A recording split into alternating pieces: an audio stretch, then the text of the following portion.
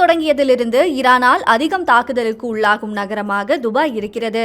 குறிப்பாக ட்ரம்புக்கு நெருக்கடி அளிக்கும் வகையில் துபாய் விமான நிலையம் அடிக்கடி இலக்கு வைக்கப்படுவதாக கூறப்படுகிறது. அவ்வளவு முக்கியத்துவம் வாய்ந்த அளவுக்கு துபாய் விமான நிலையத்தில் என்ன இருக்கிறது?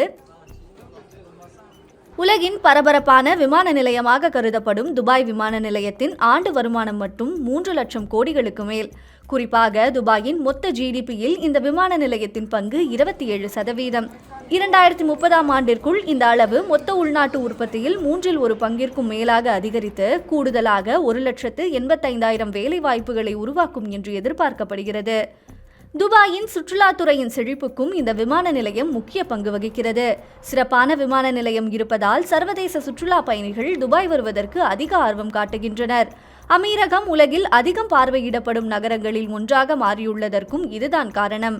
இதனால் சுற்றுலா, வணிகம் மற்றும் சரக்கு போக்குவரத்திற்கான ஒரு முக்கிய இடைவழி புள்ளியாகவும் விளங்குகிறது. ஒருவேளை தாக்குதல் மூலம் துபாய் விமான நிலையத்தை முடக்கினால் அமீரகம் பெரும் இழப்பை சந்திக்கும். அதனைத் தொடர்ந்து போரை நிறுத்துவது தொடர்பாக அமீரகம் அமெரிக்காவுக்கு அழுத்தம் கொடுக்கலாம் என ஈரான் நினைக்கிறது. அதன் விளைவே இந்த தொடர் தாக்குதல்கள் என நிபுணர்கள் தெரிவிக்கின்றனர்.